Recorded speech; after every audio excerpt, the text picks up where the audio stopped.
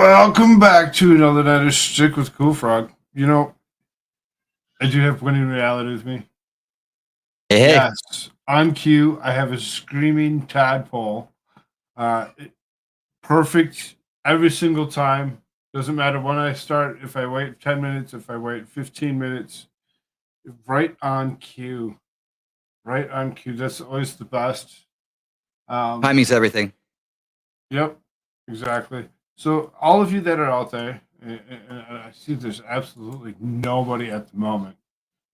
We'll let that populate here soon. Hopefully, we get a couple of people move over from some of these other channels. We're going to cover some of the topics that we've covered in the last few days, and a couple of updates to go along with those. Um, there will be a Rumble exclusive at the end. We'll cover a few articles, hang out for another hour or two. For all of you that I remembered to do it, I remembered to turn on my locals. So, locals watch party is watching the Rumble side. So that way that can actually stay up with its own chat for a period of time throughout the whole thing. So once we kick this YouTube side out of it, everything should work. Should be okay. Still see absolutely nobody. Got one like. Got one like. Let's get that to 100 likes. That'd be awesome. I clicked it 100 times. Let's do it. But still says one. Oh, there we go. There we go. There's Rose. What's up, Rose? How you doing, dear? Good to see you. Glad you're here. Road. It's this is a regular Stick with Koofrogg. We are going to cover some news. I do have quite a few things ahead of us here, so let's get this moving. I think. Rose said hi to you, winning. Said, hey there, Rambling Rose. Oh, you're singing to her. I see. Well, that's a dead song. I mean, come on. You got it. If you got it, you got it. You can sing a little line here and there. But yeah, we used to play that one. So. No, I'm not talking that way. I'm talking. Oh wow. You break them into song, there, Rose. You notice what you do to people.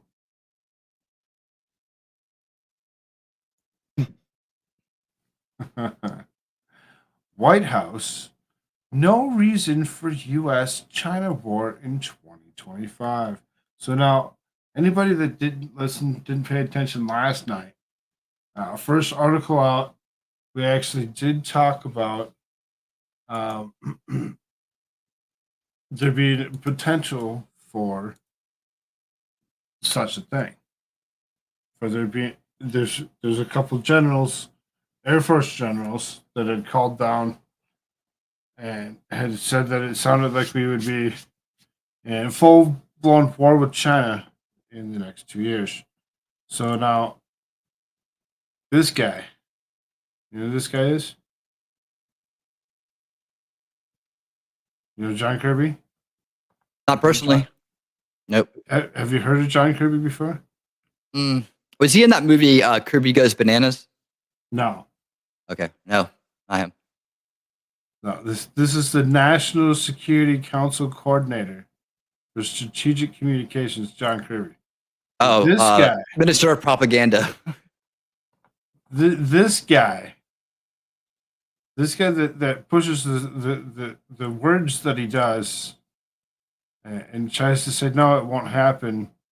It's usually wrong.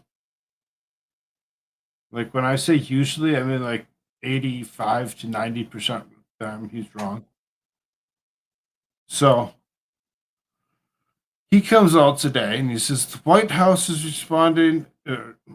He's not saying this, obviously. It says the White House is responding to the reported memo from the top Air Force general, which asserted that the United States and China would be at war by 2025. Now, this is the article that we read yesterday. That's pretty much what that first paragraph was, right? So it says there's no need for such a war to ever emerge in the conflict between communist China and the United States, can still be avoided, according to White House National Security Council Coordinator for Strategic Communications, John Kirby. We've addressed the challenges coming out of China here for quite some time, Kirby said during January 30th interview with CNN. The president believes that we should be in a competition with China and that it should not evolve into conflict. There's no reason for it to. As we also read an article that was shipping oil to China. Uh, Again, $1.5 million worth, if I'm not mistaken. Now, read an awful lot of articles, so keeping all the facts and all the figures all correct every single time, you kind of have to remember. So some of that fluctuates. Some of that comes from different articles. Sometimes you have to still think about some of this stuff. We might not be completely correct on some of this. This is Kirby's comments follow the circulation of a memo allegedly written by Air Force General Mike Minihan. That guy. That guy. We talked about this guy yesterday, who said that he believed the war between China and the United States would erupt in 2025. Minihan wrote that the Chinese Communist Party, which rules China as a single party state, could seize upon international discretion as both Taiwan and the United States would be in the midst of presidential elections. Moreover, the general noted that CCP's General Secretary Xi Jinping had secured a historic third term in charge of the party and used the opportunity to silence detractors and build up his war council with CCP hardliners. Xi's team, reason, and opportunity are all aligned for 2025. Minihan wrote before adding that unrepentant lethality matters most in encouraging U.S. troops to aim for the head. Andrea, what's up? How you doing? Good to see you. The CCP claims that the Taiwan is a rogue province in China and has threatened war to force the island into unification with the mainland. However, Taiwan has never been ruled by the CCP and boasts a democratic government and thriving market economy. Some analysts believe that the CCP is actively preparing to launch an invasion of Taiwan and is actively working to ensure that the United States is not prepared to intervene in Taiwan's behalf. Still, the White House believes that the United States is well poised to win the competition that China, without it spilling over into war, according to Kirby, who underscored the nation's focus on China in strategic documents released last year. It's very plainly in our national security strategy. It's in the Pentagon's national defense strategy. They call China the pacing challenge. This is all Kirby saying all this. We need to make sure that every sphere of government we can meet that challenge head on. So, John Kirby, he's all for any challenge. You can head it, you meet it head on if need be. As all that's occurring,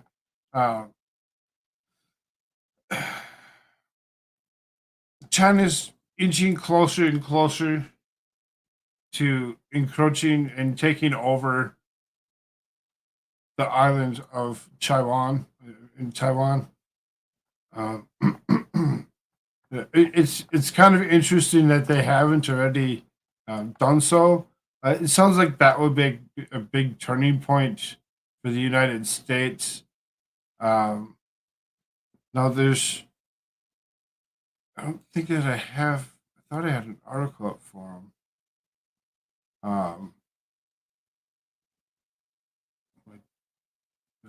Stop sharing this. What's up, P Beaver? I see you over there on that Rumble side. Oh, y'all to the locals fans that like that locals. Remember, I actually did start the locals up. There is a chat available over there. Winning, any thoughts on the article that we just read? He's not with me. Okay. So, it seems as though, and I thought I actually pulled it up, but apparently it didn't. There's a thing about McCarthy. Let me see if I can't find this real quick. There's a thing about McCarthy,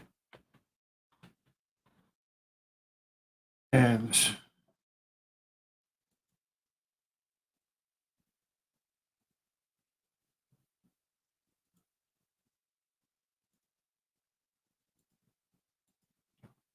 what's actually happening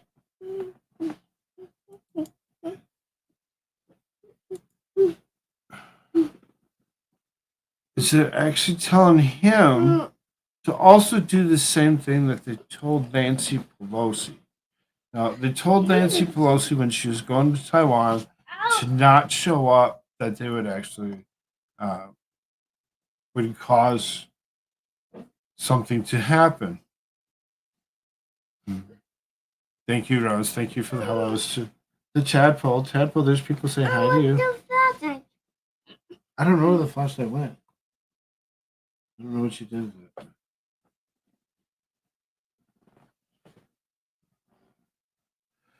So,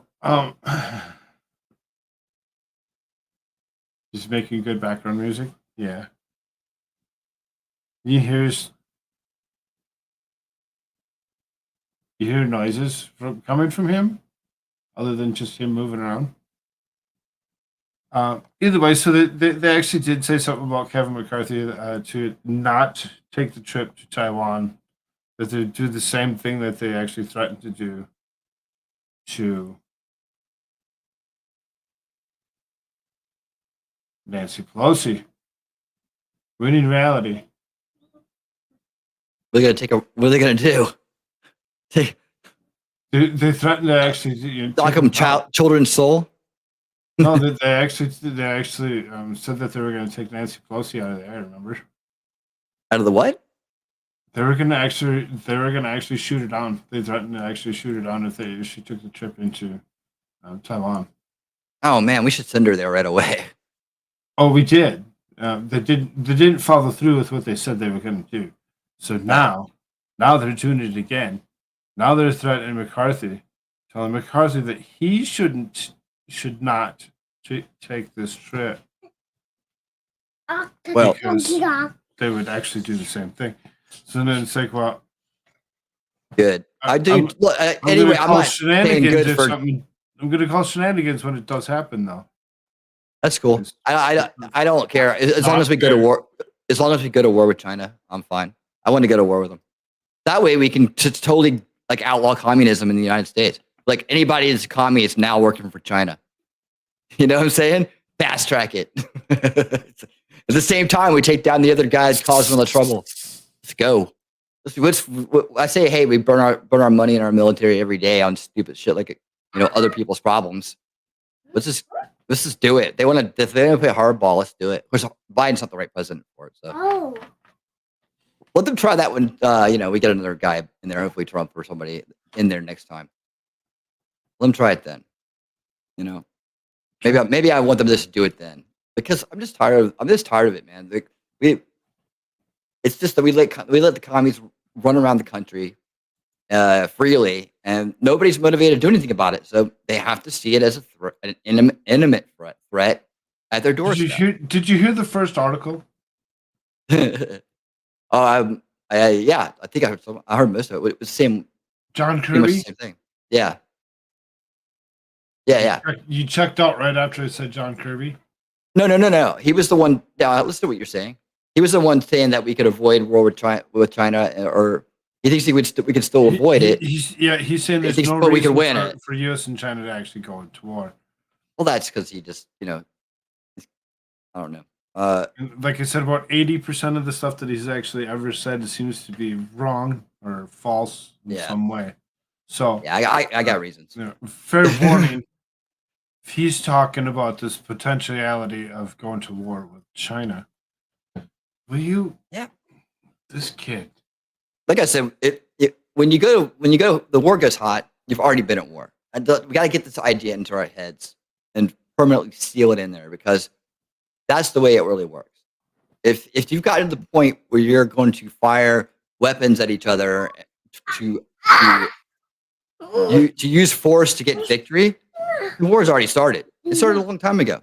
If you want to stop the war, then take care of the war that's going on right now. The infiltration, the subversion.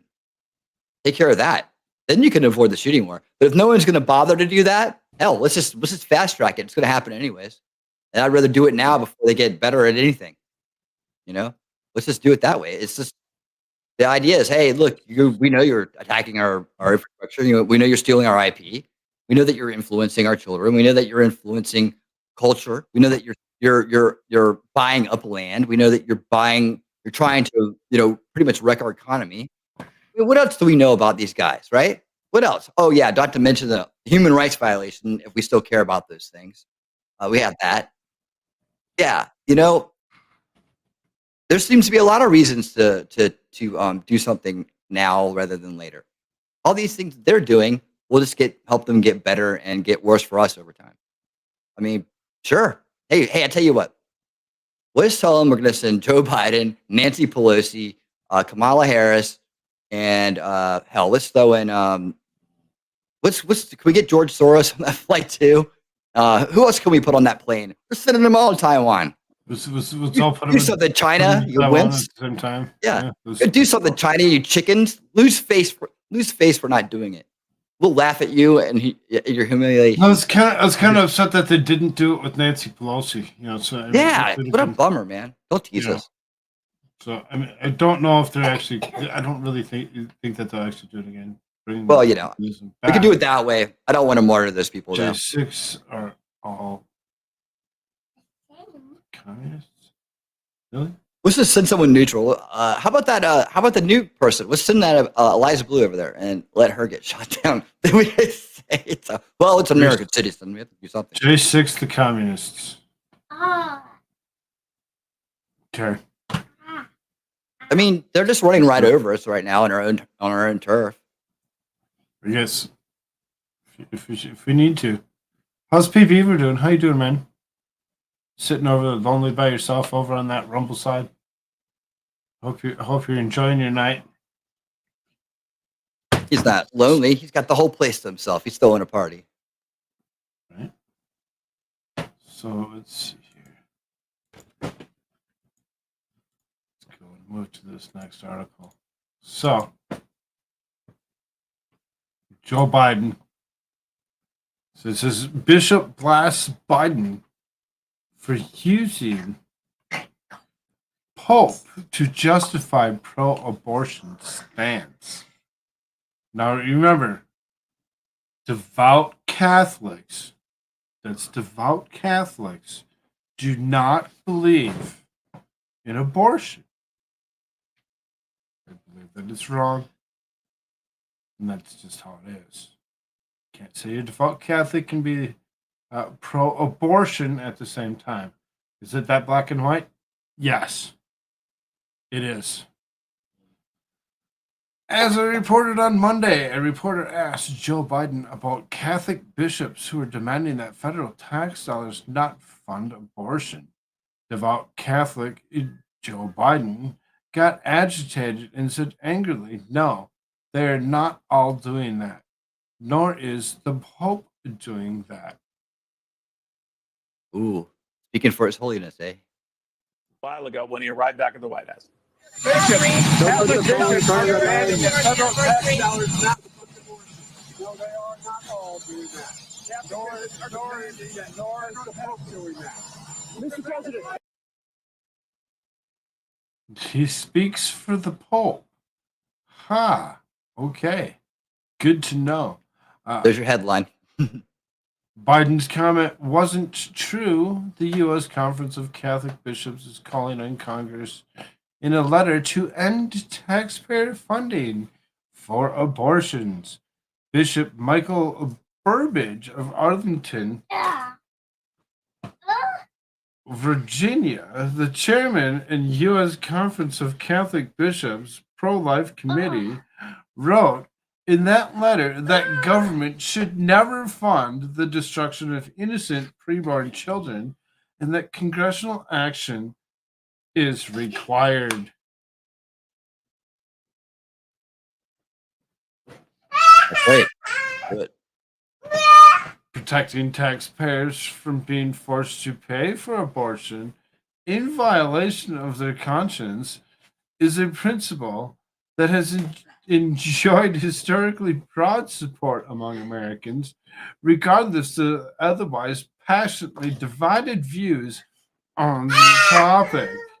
It has also been life-saving, wrote Diocese of Arlington's Bishop Michael Burbidge, head of the U.S. CCB's Committee on Pro-Life Activities.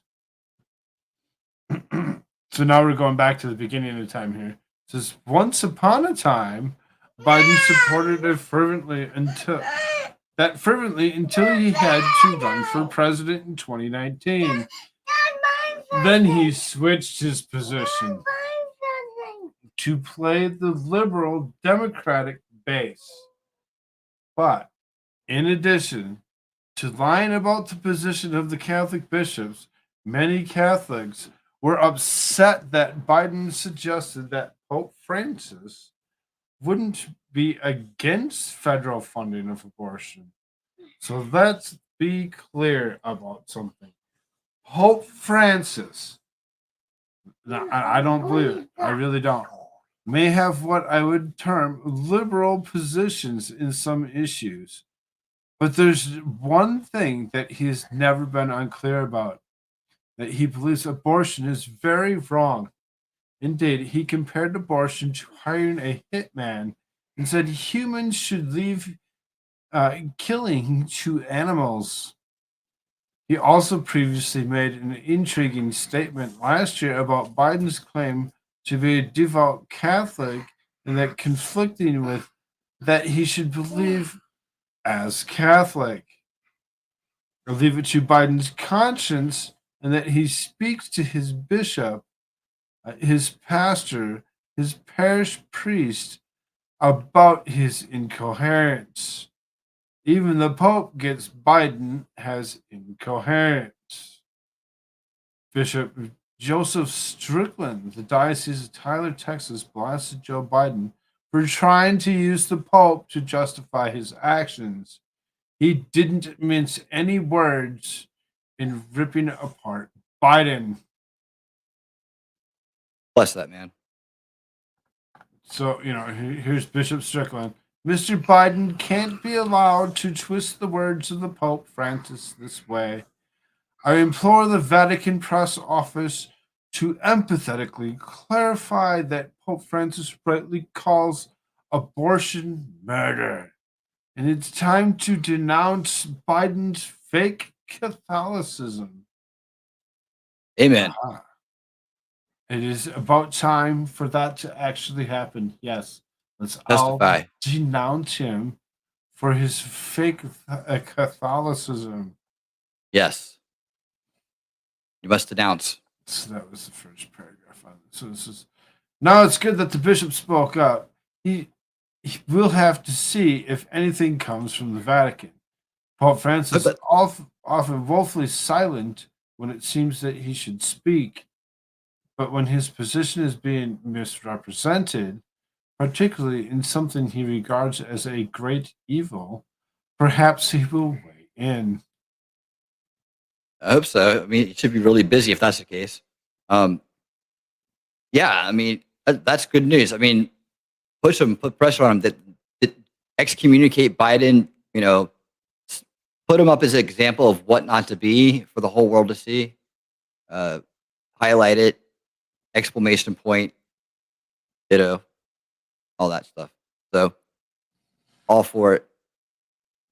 So then look at that last paragraph on there. But it's despicable for Biden, particularly as a Catholic, to have had such a statement about the Pope, knowing full well his position and that of the church. That's the problem with Biden in general.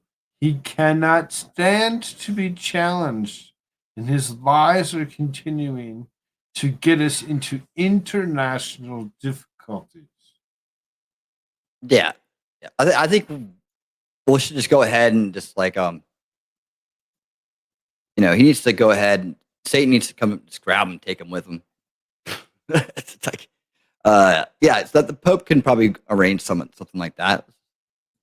Um, you know, I like for the Pope to come out and say, okay, Joe Biden is unredeemable, and any Catholic that listens or follows anything that has to do with him or the people around him, they're going to end up in hell with him. So please don't do that. Thank you. Love the Pope. Where is America Shirts? Has anybody chanted for America Shirts? He came out of the dryer a little damp and had to go back in for just a few more minutes.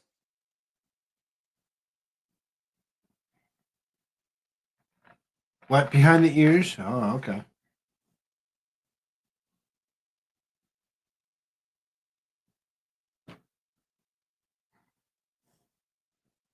I do see there is one person sitting over in locals.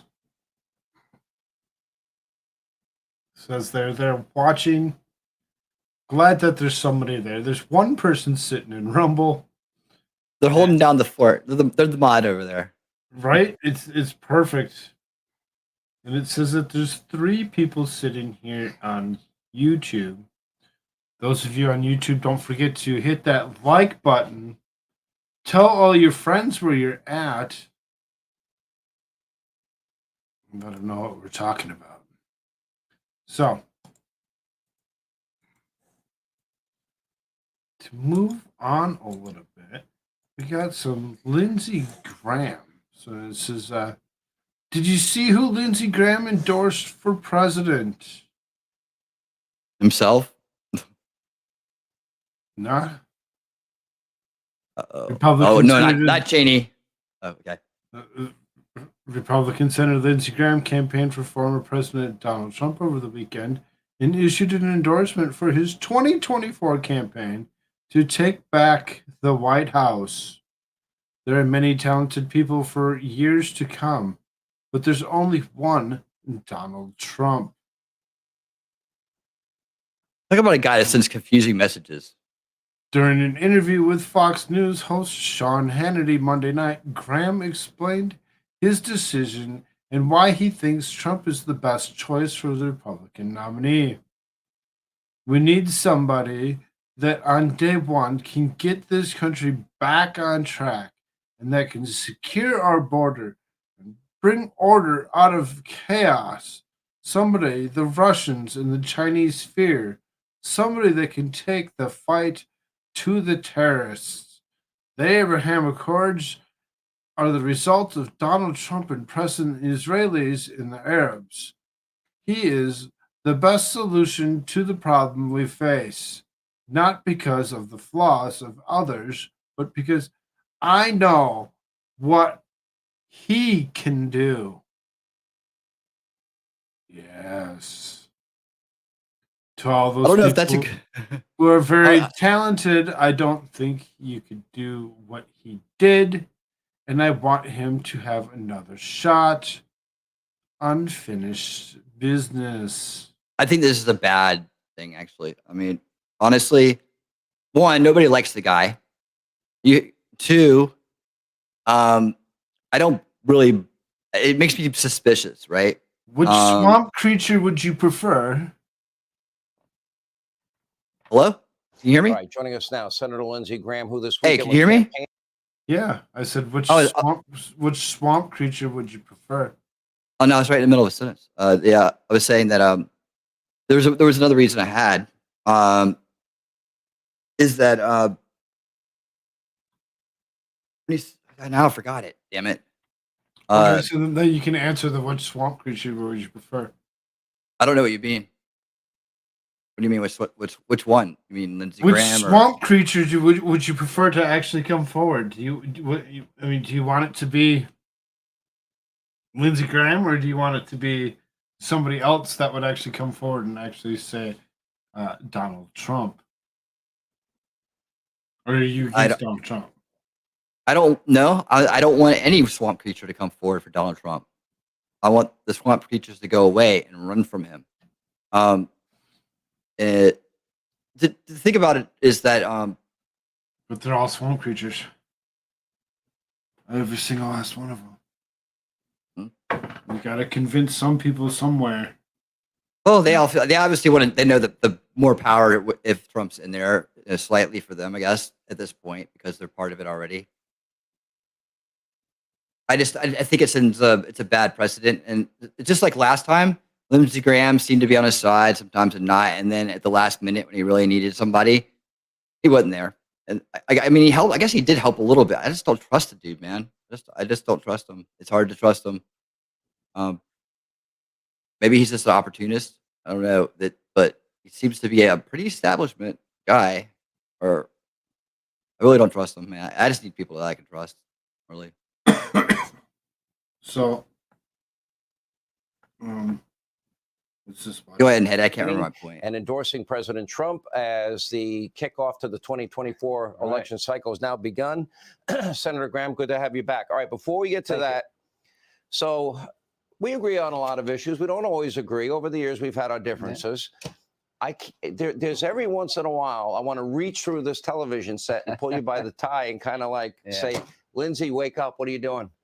And that happened over Christmas. Why? Can you explain to this audience why on earth, knowing that the Republicans were coming into the House? Can't hear. Oh, you can't hear? It's a great setup to a question. He's like, oh, wait a minute here. I can't hear a dang word that you're trying to ask me because I don't care. Or can he actually not hear? Get that look on his face. Not dodging the question. I can't hear. I believe you when you can. You just had Can you hear me? I can hear you fine. Yep. Okay. Thumbs up. You just had Ronald Reagan on. Ronald Reagan protected the Defense Department and made it strong. This omnibus bill did suck. You're absolutely right. We put $1.7 trillion in a pile. Nobody knew what was in it. I had three bad choices. Shut down the government. Wasn't going to do that. Continuing resolution, which kills the Defense Department. Inflation's at 7%. I voted for the bill because it increased defense spending by 10%, which means that we actually have more money to defend the nation. I'm hoping my friends in the House can do a better job so I'm not put in this position again. But to my House Republican colleagues, you send a bill over to the Senate that cuts defense, I'll try to kill it. All right. Can you hear me now, Senator? Gotcha. You got me. All right. I love how you kind of heard but didn't even hear. I was going to go a lot harder. I sort of knew where you were going, and you're right to be. Listen, I get it. I didn't like it either.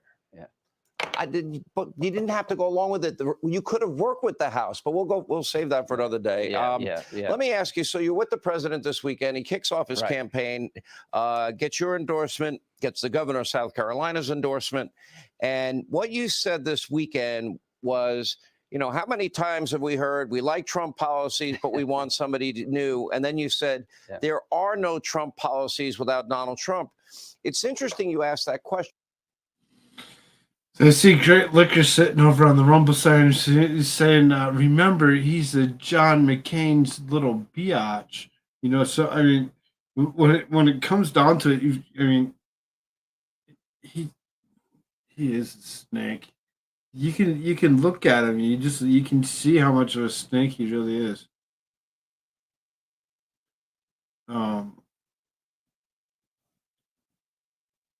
Because two potential contenders in this nominating process would be Nikki Haley and former Secretary of State Pompeo, people we both like. And I asked both of them the same question. What policy differences do you have with President Trump?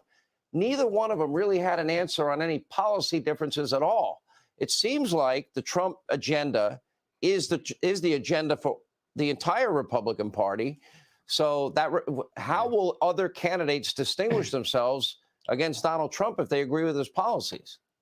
I really don't know, but I do know this. We're lucky as a party to have Mike Pompeo, who was a terrific Secretary of State, Nikki Haley, a strong voice in the UN for American First Agenda, my buddy and love Tim Scott, right? We got Mike Pence, maybe the most decent guy. My buddy in love. See what I'm saying? See what I'm saying? This is the problem here. This is why I don't buy it. He just named off all the people that suck.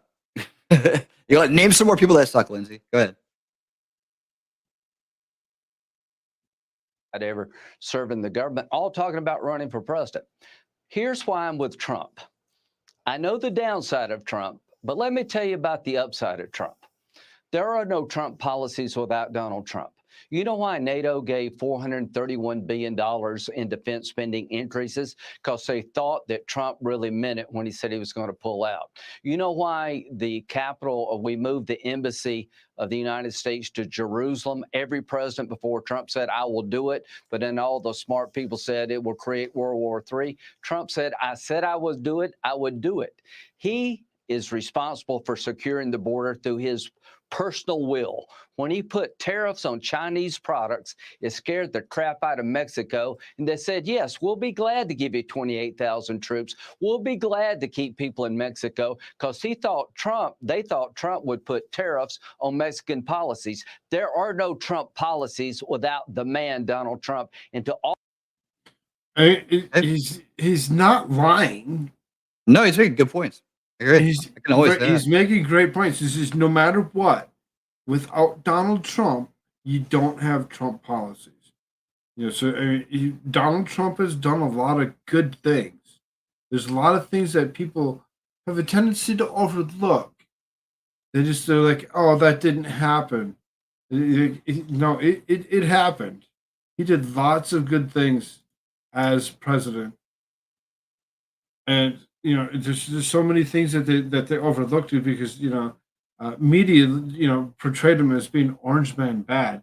So to have Lindsey Graham actually being like, we need some of these golden Trump policies to really boost us and get us out of this hole that this current administration has put us in.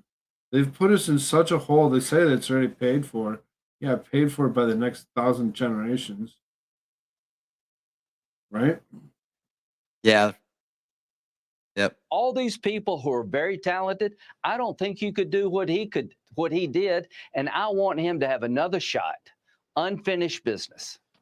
Let me, politics is a nasty business, as well as anybody. Yeah, and you mentioned a lot of names. You mentioned Tim Scott, Nikki Haley, both from your state of South Carolina, Mike Pompeo, Larry Hogan's thinking about it, Chris Christie's thinking about it. Then you got Governor Glenn Youngkin. I think the rumors are probably true that he's thinking about it. We keep hearing Ron DeSantis. He's been a great governor for Florida. Yes. He's, according to every report, he's thinking about it. The question is, at the end of the day, primaries always get nasty. Look at your state of South Carolina. You used to be friends with John McCain, who ticked me off more than any one politician in the world, but you were friends with him. Okay. Remember when it got to South Carolina, how vicious that campaign was with George W. Bush? So it always starts out people trying to be friendly. It never ends up that way, does it? No, we need to get ready for a real spirited contest. Now, why Trump? Now, you mentioned like DeSantis. If you try to tell me that Ron DeSantis is not a good governor in Florida, I'm not going to listen to you. If you try to tell me Mike Pompeo is not qualified to be president, I'm not going to listen to you because I think he is. I am for Trump, not because of the flaws of anybody else. I'm for Donald Trump because I know what I'm going to get. We need somebody that on day one can get this country back on track, that can secure our border and bring order out of chaos. Somebody the Russians and the Chinese fear. Somebody that can take the fight to the terrorists. The Abraham Accords, the result of Donald Trump impressing the Arabs and the Israelis. He is the best solution to the problems we face, not because of the flaws of others, but because what I know he can do. And I'm telling your listeners right now, when you hear, I like Trump policies, but I'm ready for somebody new, there are no Trump policies without Donald Trump. That's really nice. You know what? I just figured it out. This guy he's doing the Jeff Sessions thing.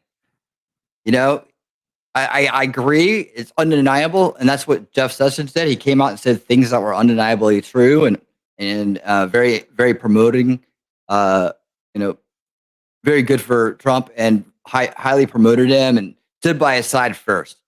What do you think he wants, man? He wants to get in a position and occupy it. I'll be like, okay. Hey, thanks, Lindsay. Sorry, cabinet's full. Don't put him in any kind of positions of power, use his influence or his support, whatever. But yeah, that's what it is. He's gunning for something. It's Hannity, as Zelensky said. You know, when you actually look at Hannity in himself,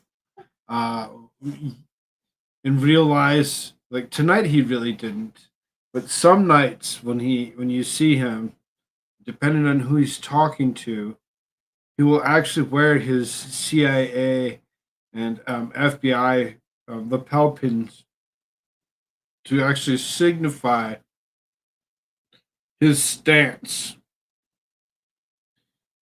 So you know he's very much for what this country is currently doing. You know, paid opposition. Fox really isn't really the conservative as you think it really is. It's really kind of not even center. It's kind of left. It's kind of left to to a point nowadays. And that's why I find it kind of interesting to actually watch some of it because you're like why is everything leaning so far left? There's so much, all there's enough leftist propaganda. We don't need what is considered the right to be doing the same.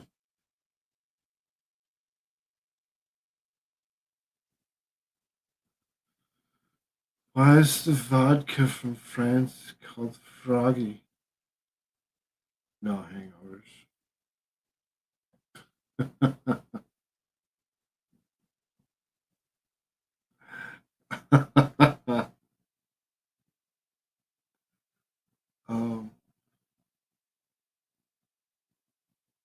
So you messed up on Mad Course. Mad Course goes live tomorrow, right?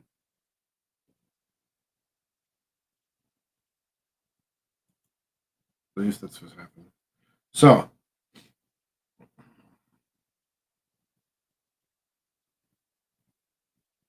there's a couple, quite a few more things going on. Where's America's shirts? He said that he was going to be here. I'm kind of try staying with the politics at the moment, not veer off into the news. So, being that we were speaking of presidential nominations, I did see that there is a presidential nomination that did come in from the likeness of South Carolina's Nikki Haley.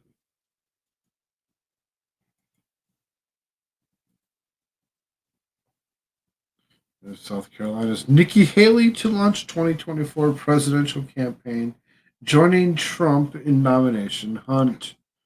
So, former South Carolina Governor Nikki Haley has served as ambassador to the United Nations during former President Donald Trump's administration and will join Trump in the race for the 2024 Republican presidential nomination.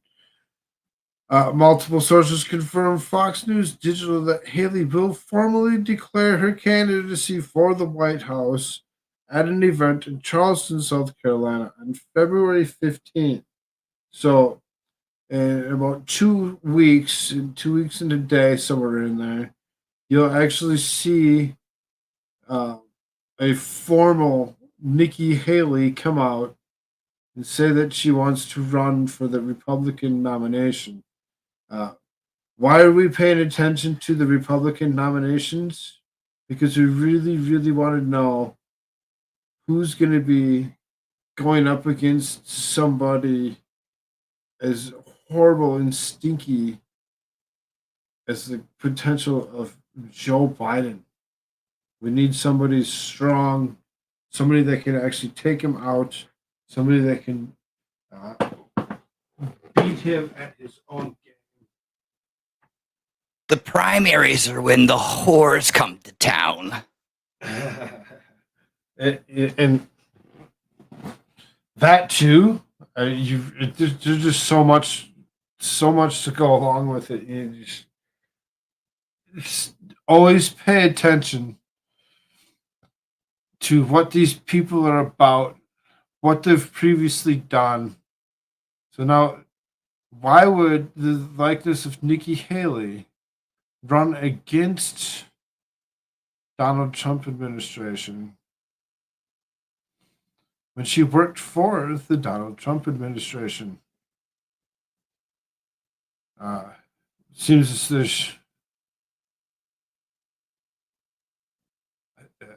there's something there that could really be something that would hinder the GOP.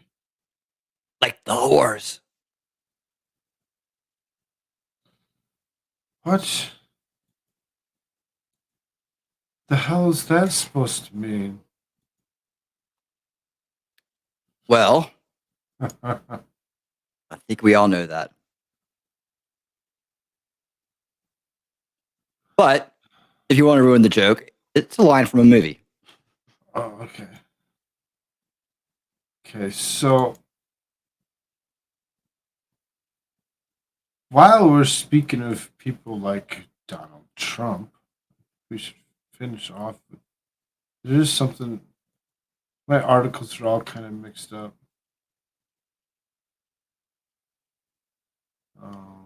Oh, that should have been. Should have done this one already. Guess it's not gonna happen. Oh well.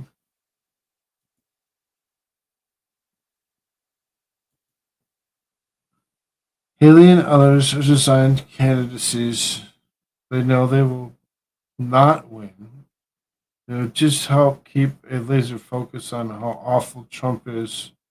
And since he is a tactical buffoon, he'll play right into it.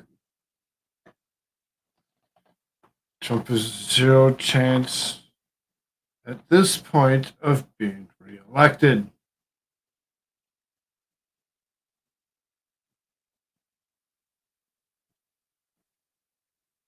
Those are quotes from P. Beaver on the Rumble side. Anybody that's over on that Rumble side, make sure you hit that thumbs up button. We will do an exclusive eventually here.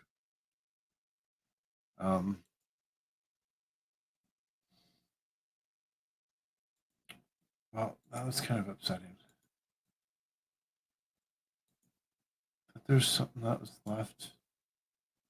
Oh, this one.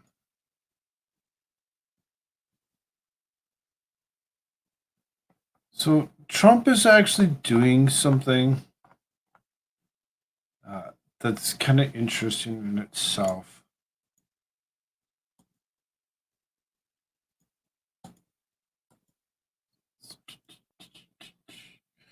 Trump reveals plan to combat chemical, physical, and emotional mutilation of our youth. On Tuesday, former President Donald Trump unveiled his plan to put an end to chemical, physical, and emotional mutilation of American youth pushed by the far left and facilitated by the Biden administration. He vowed to do away with the current government's policies on gender-affirming care and ensure that children are kept safe from potentially life-altering procedures. The left-wing gender insanity being pushed on our children is an act of child abuse, Trump began. On day one, I will revoke Joe Biden's cruel policies and his so-called gender-affirming care process that includes giving kids puberty blockers, mutating their physical appearance, and ultimately performing surgery on minor children. Trump vowed to sign an executive order instructing all federal agencies to halt any program that promotes the very idea of sex and gender transitions at any age. He also said his administration would work with Congress to put an end to federal funding of the aforementioned procedures to make them illegal for children of all 50 states. So now you're like, this is an article from today. This is stuff that he said that he would potentially do immediately to protect the children from what they're currently facing. Trump vowed to sign an executive order instructing the federal agencies to halt any program that promotes the very idea of sex and gender transitions at any age. He also said the administration would work with Congress to put an end to federal funding of the aforementioned procedures. Just to read this paragraph again. All right, perfect. I will declare, Trump continued, that any hospital or healthcare provider that participates in chemical and physical mutilation of minor youth will no longer meet federal health or safety standards for Medicaid or Medicare and will be terminated from the program immediately. Additionally, he promised to set up resources for victims to sue doctors who performed such procedures on children and direct the Department of Justice to investigate the healthcare system and Big Pharma to see if they illegally marketed hormones and worked to cover up a long-term consequence to get rich on the expense of vulnerable patients. Shifting his focus to the education system, Trump stated that his administration would ensure that severe consequences met any teacher who suggested to students that they could be trapped in the wrong body. As part of the new credentialing body of teachers, Trump continued, we will promote positive education about the nuclear family, the roles of mothers and fathers, and celebrating rather than erasing the things that make men and women different and unique. Our serious country, we conclude, should be telling its children that they were born with the wrong gender. No serious country, you understand, no serious country should be telling their children that they were born the wrong gender. There's no reason for anybody to be trying to tell children that it's okay that they believe in such a thing. Us here, for the most part, believe in such a thing that it should not be allowed in our children.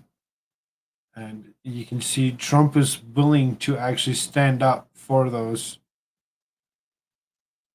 children to keep them safe, keep them protected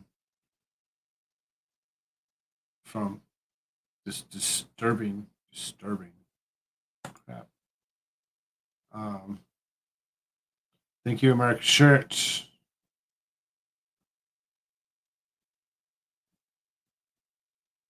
I know he has a huge opinion on that. Where are you? You did say Tuesday. It is Tuesday, right? It is Tuesday.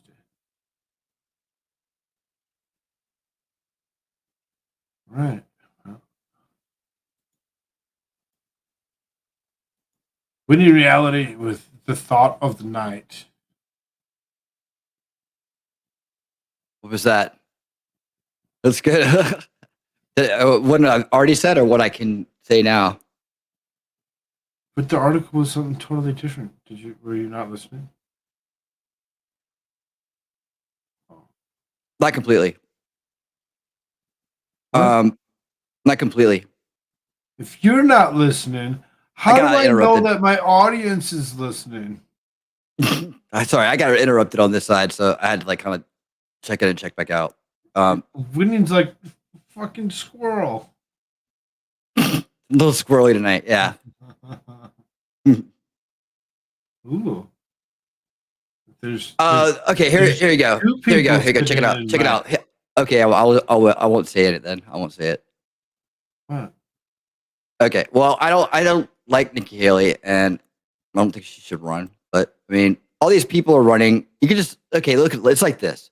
Anybody who's running against Trump is basically running for the establishment. Screw all this shit about it's just they're all it's blah blah blah bullshit.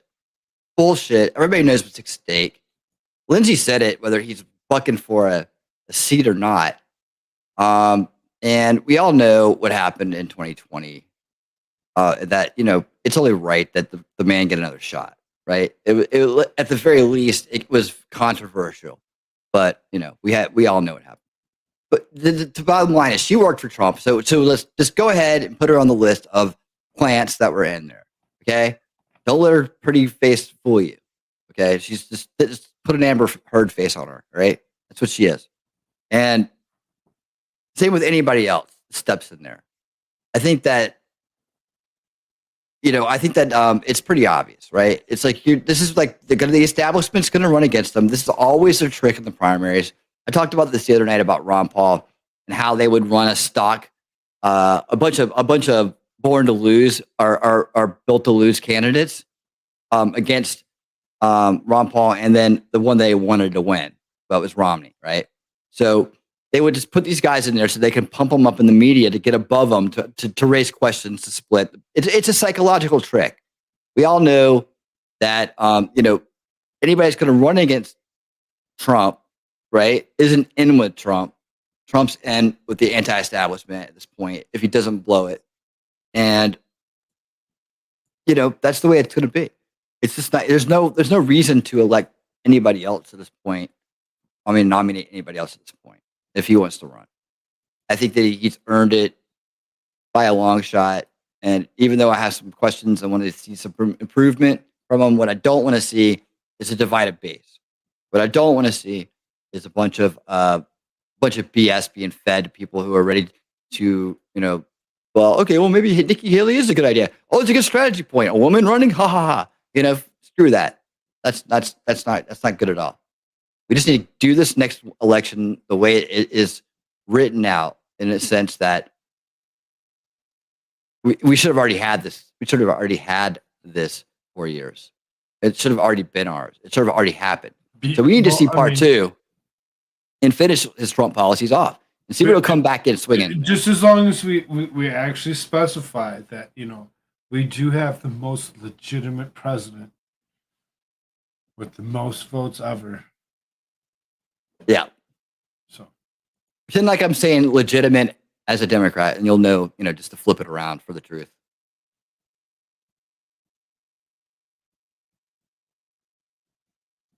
Okay. So that's a little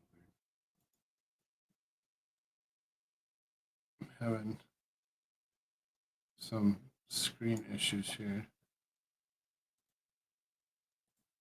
All right. So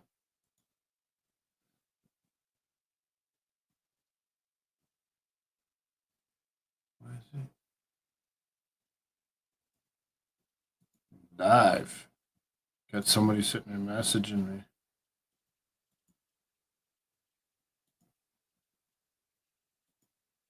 So, yeah, this one's not. Really had a hard time today trying to find good stuff for everybody. Interesting things to actually cover.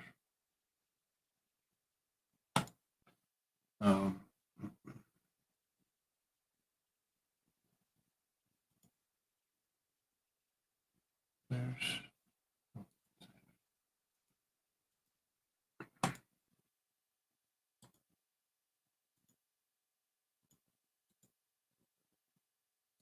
this.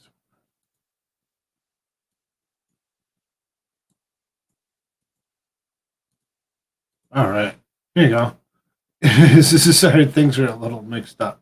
So, electric vehicles more expensive to fuel than gas-powered cars.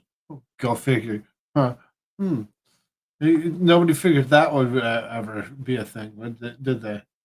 A report compiled by the Anderson Economic Group revealed that in the fourth quarter of 2022, the cost of fueling a mid-priced traditional gas-powered vehicle per 100 miles fell below that of similar electric vehicles.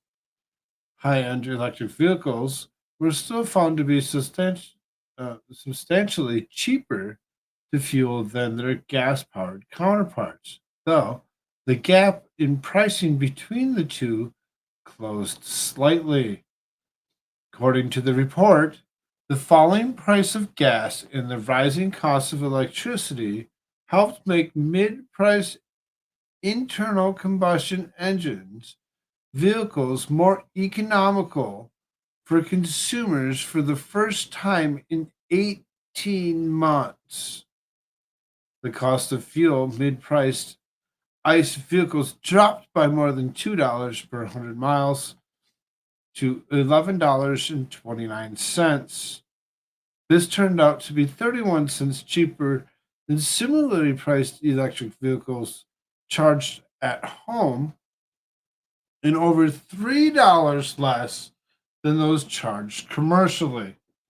So your more economical electric vehicles are not all what they're cracked up to be. It seems as though that is now wrong, and there's a potentiality that the numbers, as long as things occur the way they do, it can actually start showing that electric vehicles are not the most economical way of doing things. As we watch gas prices go up, so everything's still going to be very costly because you have to figure out where you're actually plugging this stuff into, where the electricity is actually coming from. The coal burning power plant down the road isn't there for no reason. Not that I believe that we should, go that route all the time, but at the same time, maybe we need to seriously think about not trying to stop all fossil fuels. Since the run-up in gas prices made electric vehicles look a bargain during much of 2021-2022, with electric prices going up, the gas prices declining, drivers of traditional ICE vehicles saved a little bit of money in the last quarter of 2022. In their analysis, AEG took their consideration energy costs, road taxes, cost of deadhead miles, and cost of chargers. All use cases, they explained, reflect 12,000 miles per year, with the cost of residential charging equipment amortized over 5 years. It seems as though electric cars just might be the best thing for this coming future. They do not, however, mention whether equipment included level 1 or level 2 chargers. According to EvoCharge, the former are included in most EVs. However, they are not very powerful. And the latter, on the other hand, is essentially like having your own gas pump in your garage. AG admitted that while the gap between luxury ICE and EV vehicles narrowed, drivers of high-end electric vehicles still enjoyed a significant fueling cost advantage. The analysis showed that it was $7.56 cheaper, assuming mostly at-home charging per 100 miles to drive a luxury EV compared to with $11.20 the previous quarter. Using commercial chargers, though, the difference was just $4.01. Not a lot of money, but you can actually see that there's things happening with the economy that seem to be doing better than it had been, but still at the same time, looks like gas-powered cars are starting to edge out over and be maybe more productive, more efficient than what these electric cars go. I really don't care for electric cars. Winnie, you have any thoughts on electric cars? Yeah, I think that if they're ever gonna do anything or like be popular or whatever, they should sell it on the fact that they are potentially go faster, and then people might buy them for speed. Like I saw this article today that said that their Ford Mustang E, they were lowering the price following Tesla for a similar model, and I was thinking, Mustang, huh? You know, that there's that Tesla beige or plaid. I'm sorry, plaid. That thing is freaking sick fast, man. It's like 0 to 60 in 2 seconds or something. It's insane. Like if you ever watched Doug Mario, or his name is, the car guy, he just does it. Basically, he finds these high end supercars, right? And he test drives them. He talks about the quirks and the features. This is Doug somebody, right? But man, he drove that beige, and his face he looked like almost scared when he hit that gas. Like, and he drives a lot of fast cars, and he was like, it's like it took his breath away. It was crazy. I want to drive one of those things so bad right now but as far as being a solution to the energy problem, or saving us from, helping Bernie Sanders set the thermos out of the earth to whatever degree he wants to. Yeah, that's just bullshit. That's not going to work. And yes, all the things are true. It does take more energy to have one of those cars. It also takes more money. How about that? So,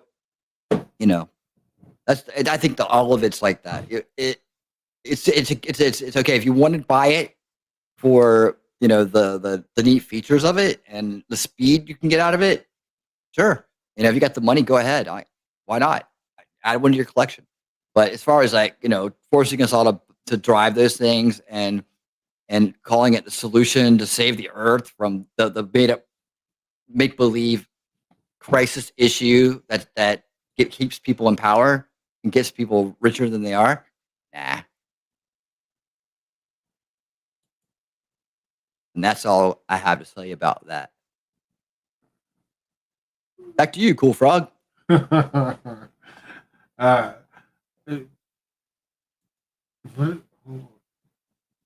are you doing? Children. Gotta love them. Love that I have 5 people watching. Ricada has 3.1K. It's always so much fun. Well, say some bad words and take a shot. Laugh a little bit more. Who else is still good? So Scott Cardinal's got 63 people with him. Speaking of Scott Cardinal, I'm going to see if I can't. I'm still trying to get him to show up for some kind of stream. He'll show up soon.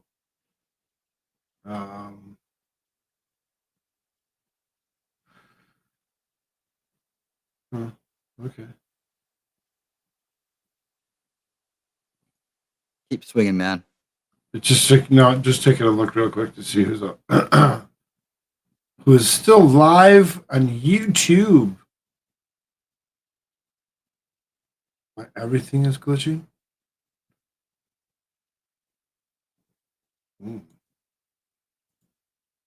That could be interesting. Okay, so we're just about done with articles over here on YouTube side. Kind of moving along faster than I expected to. This one might take a little while to get through. Just saying, it's kind of an interesting 8-piece article. 8 modest proposals to prevent gun violence in America. So now this is the week. This is so the week. You actually look at what kind of news you're reading. There's easy ways to actually pull up where the week would actually be placed between right and left. The week is slightly to the left, just slightly. So we always have to remember what we're reading, where we're reading it from, and which direction to actually take it as we're trying to read it.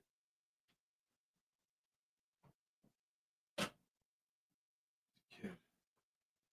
Leave that door closed. We get loud, then we wake up my wife, and then the wife's not happy, and we just don't we don't want Lady Frog to be upset. We want her to be happy. So leave the door open or closed. I mean, leave it. Leave it.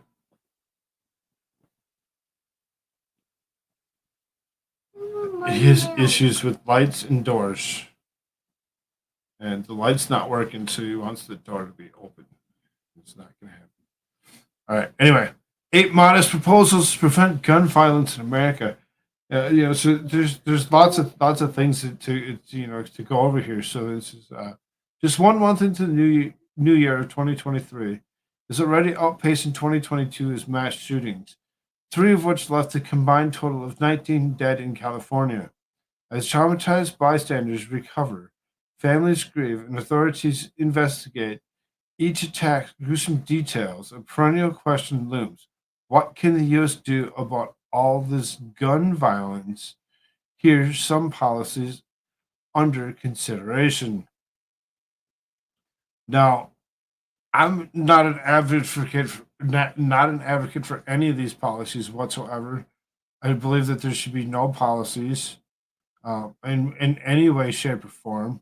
You should be able to do what you want, when you want, how you want, without somebody trying to tell you what to actually do with your own equipment that you have.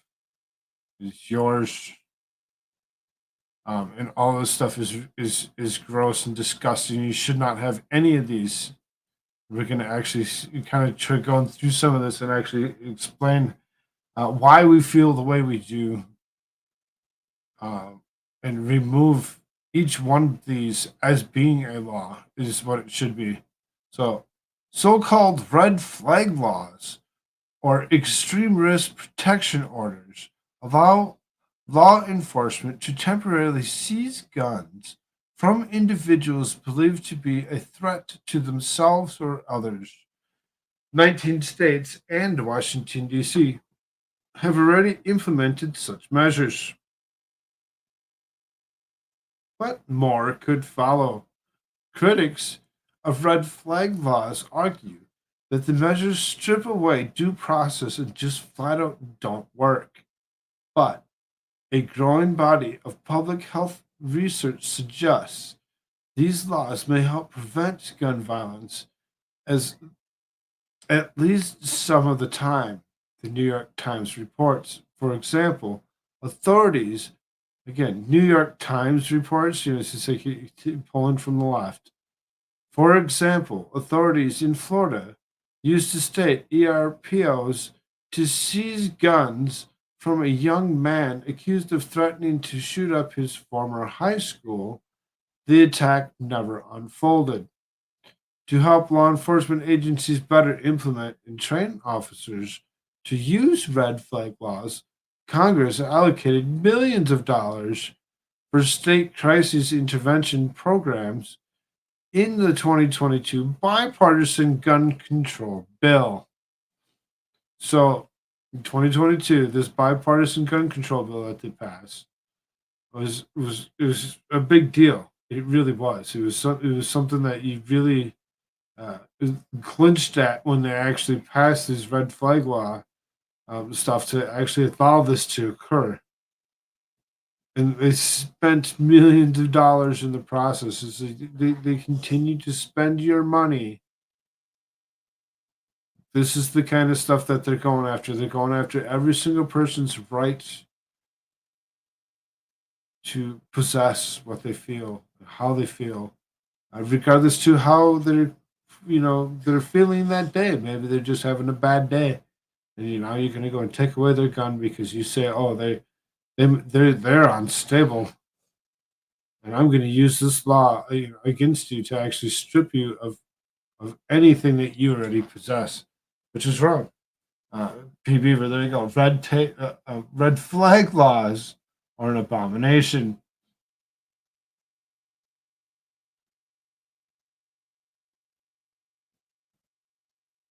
There's nobody over in the YouTube. Why don't they red flag pitas instead? Holy jeez. Yeah. Wow, you come in very loud. Oh, sorry. You scared the crap. You come in so loud, you scared me. You made me actually jump.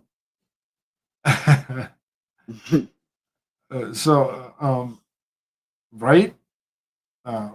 Red tape laws? Let's red flag them in schools. How about that? How about that? Do that. I mean, they could be paying attention a little bit more in that department as opposed to paying attention to what they're doing here.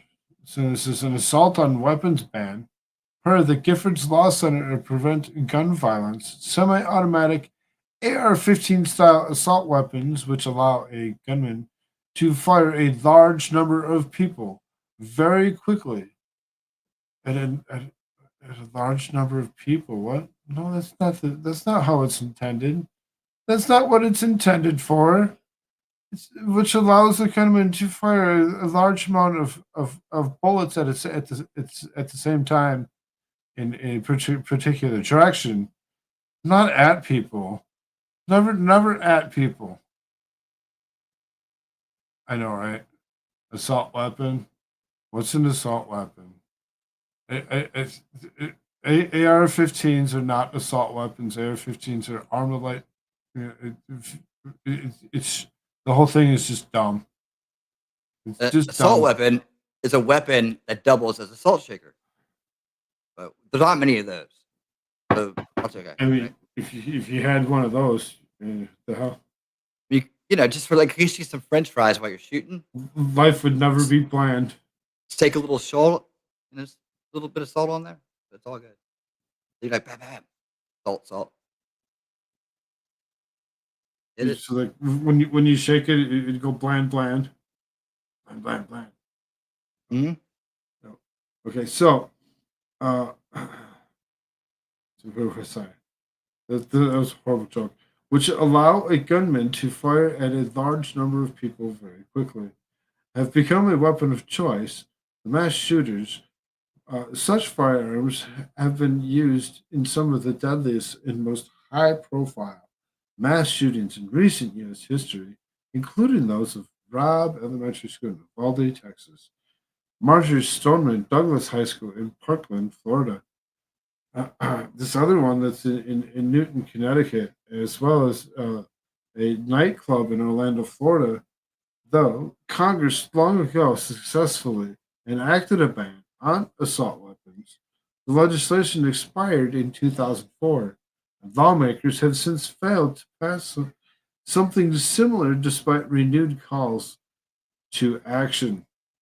In the wake of the January 21st shooting in Monterey Park, California, Senator Dianne Feinstein and others introduced the so-called assault weapons ban, which would ban the sale, transfer, manufacture, importation of military-style assault weapons and high-capacity magazines and other high-capacity ammunition feeding devices, per press release from Feinstein's office.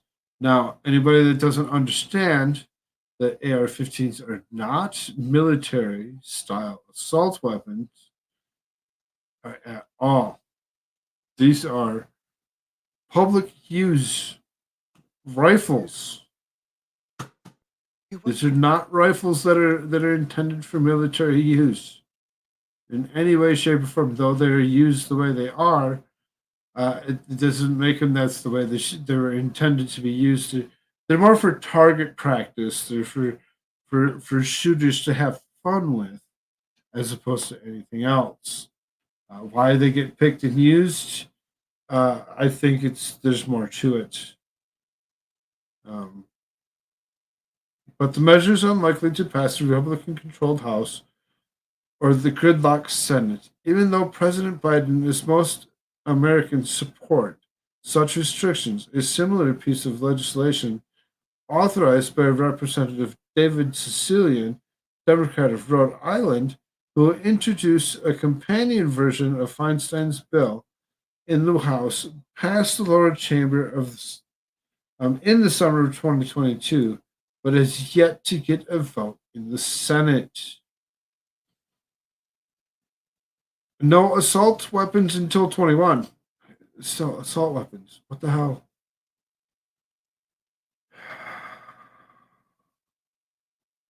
We don't want anybody under the age of 21 to have a rifle, is what it basically should come down to. And anything that's longer than a handgun is unnecessary, and you shouldn't need it because deer don't have Kevlar vests. What? In addition to the proposed assault weapons ban, Feinstein and company also in January introduced the Age 21 Act, which would raise the minimum age to purchase assault weapons from 18 to 21. Okay, so, we'd like you to start voting at the age of 16, but you can't carry a gun until you're 21. Huh? What kind of crap is this? The same requirement that currently exists in law of the handguns. Much of the public health benefit of raising the drinking age, which saw a noticeable decline in car crash, raising the minimum age to buy semi-automatic weapons could save thousands of lives. Advocates say there are individuals who absolutely could safely buy and use their own long guns. Cassandra Kafasi, Deputy Director of John Hopkins Center of Gun Violence Solutions, told NPR in the wake of the 2022 Buffalo supermarket and Robb Elementary School shootings, but there are folks who can't, and we've seen that demonstrated with immense tragedy in the last few weeks with Uvalde and with Buffalo. Some studies suggest that the raising the minimum firearm purchasing age could help reduce the number of suicides, which are the most common form of gun deaths. In our analysis, researchers observed an 18% decline in the suicide rate among 18 to 20-year-olds between 2001 and 2017. Why do they have to go back so far? Dude, this is like the biggest swerve in the world. It's like, okay, so let's band-aid the problem instead of actually create a solution, right? This is not a solution. It's a band-aid. And okay, let's sell the band-aids. Let's sell the band-aids because how about we give them a reason not to want to kill themselves or end themselves or whatever you want to say on YouTube? It's like, why don't we give them a reason to live? How about that? Let's say it that way. How about we improve things so they don't feel that way? How about people, we learn how to shun narcissistic people and kick them out of society, or not let them get far in society. Kind of. How about we just take a different approach, man? Just the band-aids don't seem to be working, right? And it only makes things worse. And it really covers the problem up. It doesn't make it go away. It doesn't keep it from happening. It's just this game. It's this game we hear it so much we forget to listen. If you think that if we're playing games already, wait until we get further into this article. Because you start seeing the actual games that are being played. Let's change the name of the video to Game Night with the news. Game Night with the news. So that, excuse me. My butt. No, get off of my table. I brought my butt. Get. So, some studies suggest that the raising the minimum firearm purchasing age could help reduce the number of suicides, which are the most common form of gun deaths.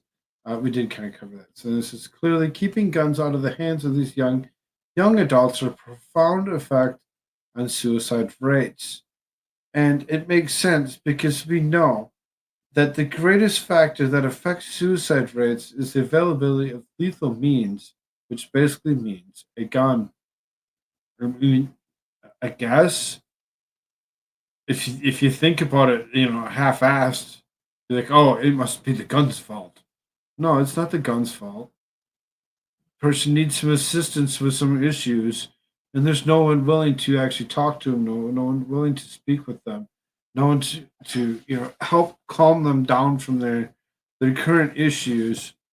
To talk them through it, to potentially save them from what they're actually going through, because we're all so busy with what we do.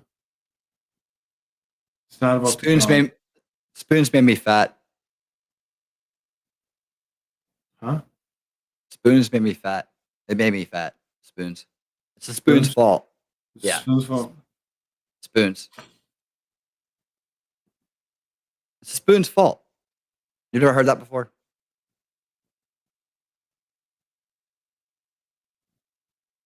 I see P. Beavers over on the Rumble side saying the suicide success rate largely depends on the people.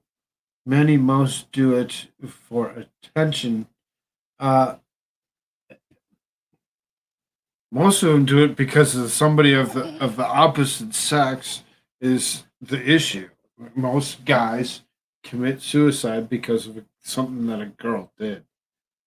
Yep. That's usually what it comes down to. Second, drugs. Alcohol. So I mean, you can.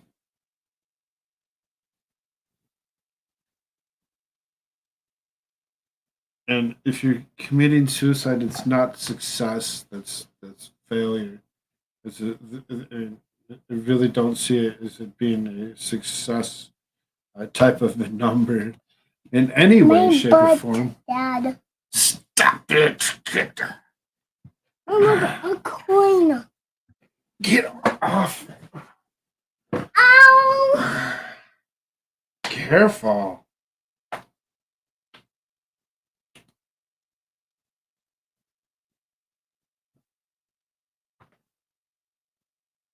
Ow!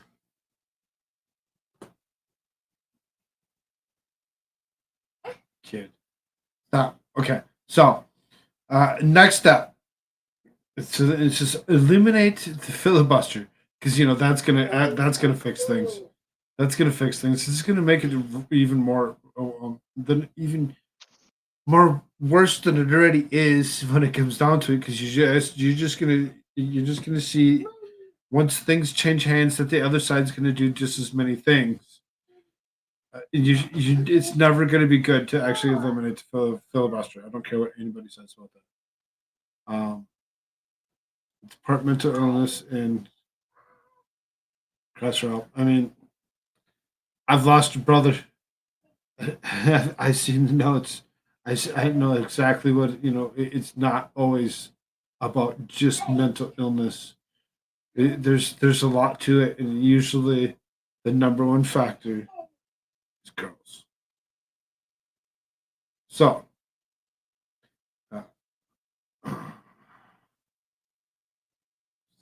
where's Scott? Why do I keep on seeing Scott? Is he here?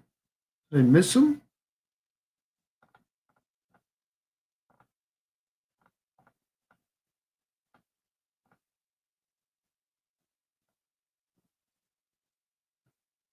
Did I miss him? Because I've been trying to talk to this guy for the last couple of weeks.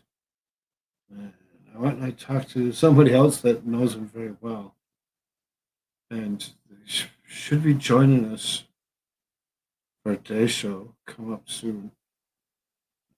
Just keep on seeing his name come up. I'm like, wait a minute here, what's going on?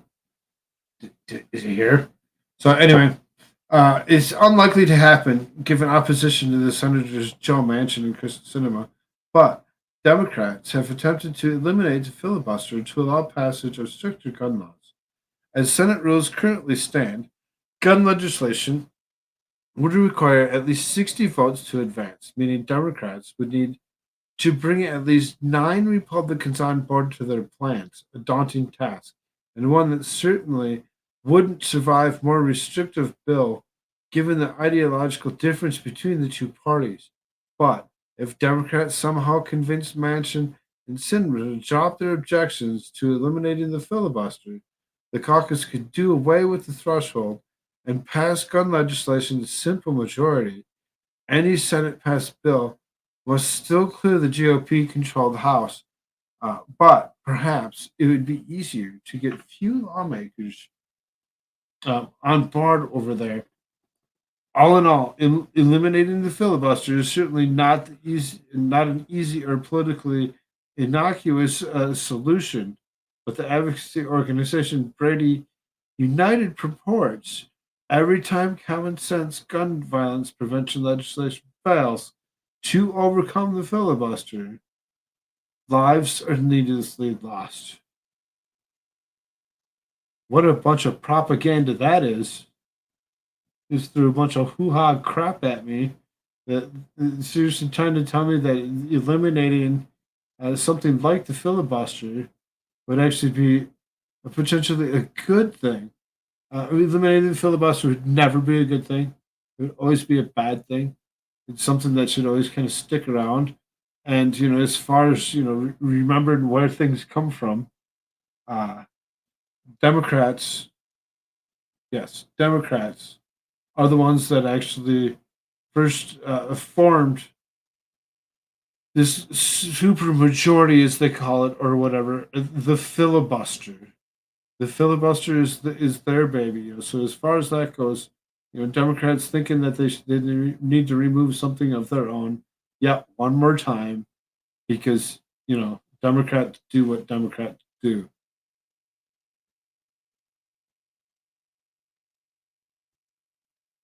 Right? That's right. All right. The Active Shooter Alert Act, a bipartisan group of lawmakers introduced a bill in 2022 to develop alert systems of active shooter emergencies. If passed, the bill would establish an active shooter alert communications network, which, similar to the Amber Alert, would notify individuals of an active shooter in their area. The act passed the House in July 2022, but has yet to be taken up by the Senate. It sounds kind of dumb, to me. I mean, the Amber Alerts are kind of okay, and I get that. I go ahead. No, I'm saying actually, I'll take it, but you got to give me. All right, I'll take your Amber Alerts, but you got to give me CTR microphones in every classroom, in every school, parent, and private vendor maintained. And you give me that, you can have your Amber Alerts. And we'll work together because part of that system is to detect potential active shooters before they happen. When you have live monitoring for people trying to indoctrinate and destroy your child's life, or coming in with a weapon of some sort to do the same in a different way, you solve the problem. It's an easy solution, but people are waiting for other people to do it for them. So I see this as an opportunity. Throw the plan out. Yeah, man, we'll do it. This is what we need. Hand control back to the schools and child safety back to who it should go to. That's the parents. Let's go.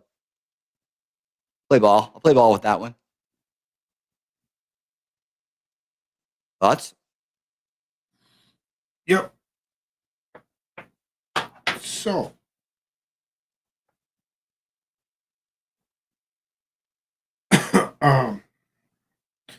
build out prevention infrastructure. When undoubtedly important, curbing gun violence goes beyond the regulation of the weapons themselves. Indeed, a public health approach to the matter should involve building a prevention infrastructure that, among other things, support the fund's gun violence research, invests in community health and well-being, fosters economic development in areas heavily impacted by gun violence, and advances gun safety and self-defense technology according to recommendations outlined by the Prevention Institute, a health equity nonprofit. Additional research is also needed to examine patterns of impulse control, empathy, problem solving, and anger management across shootings, as well as links between harmful norms regarding power and privilege, like masculinity and gun violence. The institution masculinity masculinity is a privilege. Of course it is. What planet are you from? Did you get your masculinity card? No, Oh man. Well, it's a privilege. You gotta get licensed to have it. no, man. No, otherwise you're supposed to act like a Fruit Loop and swing from the It's chandelier. it's just not fair. Why do I Mm. always catch the shaft? I don't hell? know. What's up, Heidi? Good to see you, dear. So, it was masculinity. This is not to suggest that the majority of men are responsible for gun violence. Rather, it acknowledges the fact that the majority of people who use guns against others and themselves are boys and men, and that the majority of mass shooters in recent decades have been men. Per Come on, women. the Get in there. with Get in there.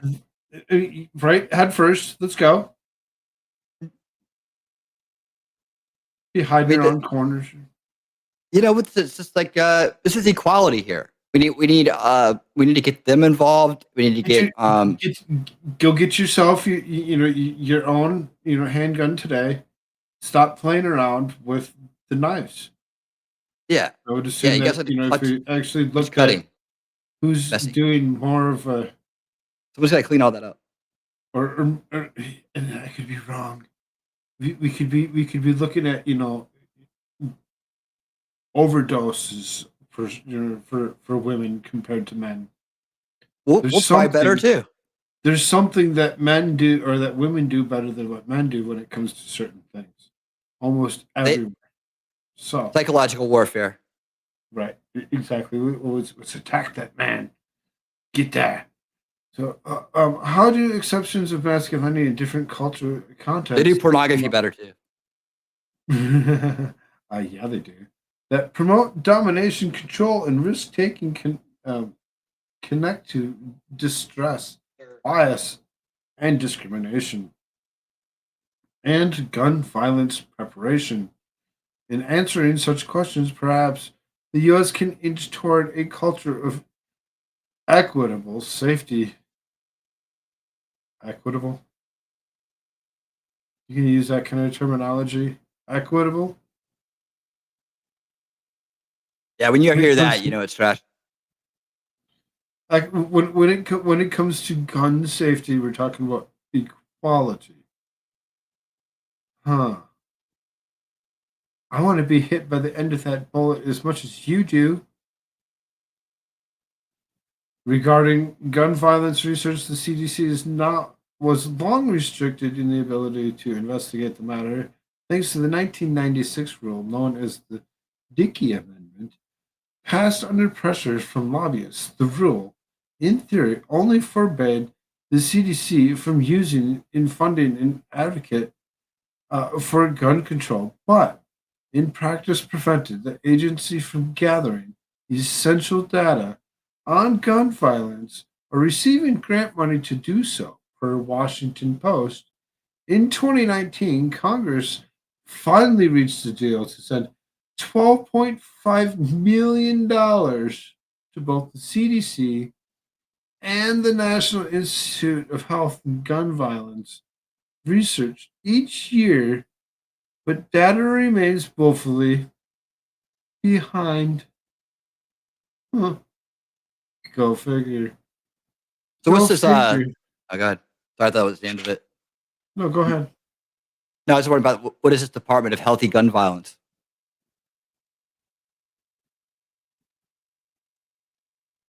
That's the last thing is that they were given $12.5 million to both the CDC and the National Institute of Health and Gun Violence. for research each year, but data remains woefully behind. So they've been given the funds to actually do certain things at the CDC and the National Institute of Health and Gun Violence when it comes to prevention of people owning, especially masculine men, from owning firearms, because it's not fair, it's not right if not everybody doesn't get one. So I mean, Well, I guys, think the whole department's bunk because I don't see gun violence getting any healthier. I mean, it's like no, that another job that at the Healthy Gun Violence Committee or department doesn't seem to be getting any healthier. So we just need to end that one right now. Put them out to pasture, holding hands with the Department of Education, other fine organizations like that. so the PB says weak men and women with weak minds use violence to solve personal problems. Yeah. Yeah. Well, I think that's very true, and it's also very true that they use nonviolent ways too to do the same thing. It's not quite as permanent. It's more of a slow death. It's like 1,000 cuts, just a slow disintegration kind of process. So always be on your toes. That's the lesson we should all take away from this today. Be on your toes. So, eliminate legal immunity for gun manufacturers. The Protection of Lawful Commerce in Arms Act of 2005 provides U.S. gun manufacturers and dealers near blanket immunity from liability for crimes committed with their products. There are some exceptions to the rule, particularly as they relate to the product marketing, but s- uh, settlements for convictions on that front are few and far between, if not impossible. In one historic instance, families of particular victims of a late 2022 reached a $73 million settlement with Remington Arms, the company that manufactured the gun used in said massacre.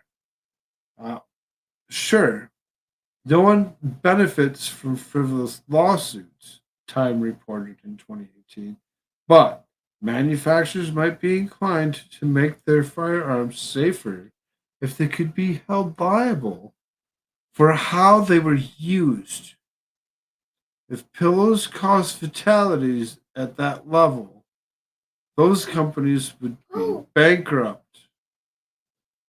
If there were 500 deaths a year associated with any consumer product, it would be banned, regulated, fixed. But here, nothing. In late 2022, California Governor Gavin Newsom signed into law a bill allowing state and local governments, as well as private citizens, to sue gun manufacturers. Mm, really? Yeah, I'm actually in the middle of a lawsuit with a silverware manufacturer that made the spoons in my house. It cost me a lot of money to get back in shape after the spoons made me fat. So I figure they should pay for it because they're the ones who made the thing that I blame for my own problems. Wonderful. It's wonderful. And more people should feel that way. And we Yeah. should ban assault spoons. Yeah. Salt, adds the taste to it. But, it's really, if it wasn't there, there's no way I could have eaten all those gallons of pudding. You know, or all this gallons of ice cream. Spork Lives Matter. Yes. Oh, those things are wicked, wicked. They're like the M16 AK-47s of utensils because you could just do anything you want faster than anybody can do anything about it. Sure can. Sure can. You've been listening to that guy too much. Sure have. Can. Uh-huh.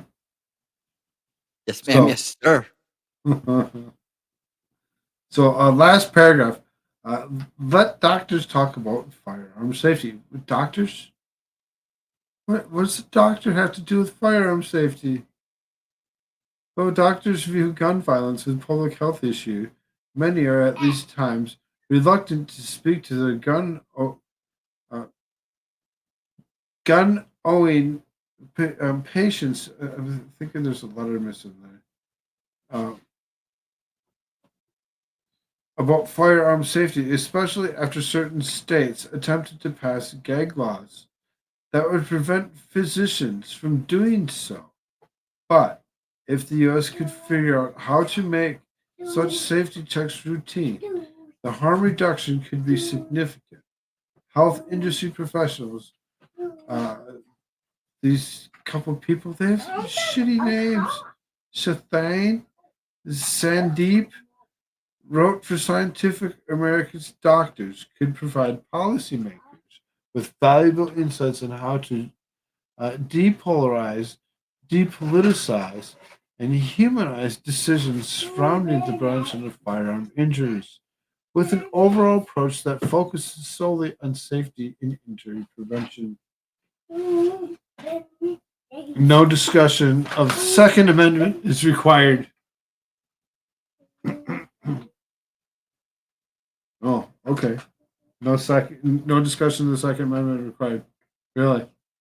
We're not going to worry about that. We're not going to worry about that simple clause. It'll take too much time. You know, it's just like we've all heard it. And, you know, time is money, right? Oh, you know the thing? Yeah. You know, people are tired of listening to people talk, you know, just in general. So the less we could talk, the better. Unless we could turn it into like a song, I think that might go over better. But you know, nobody's got time for that either. Gotta get back to television. Good shows on. You know. No, you know, you gotta learn how to edit down and cut down things. People's attention spans are too small. Just kind of, you know, leave out all that, you know, constitutional mumbo jumbo and just tell them what to think. That's that's the new way to do it. So I'm getting down here and I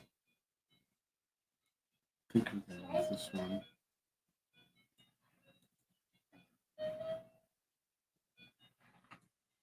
Oh, we can't skip this.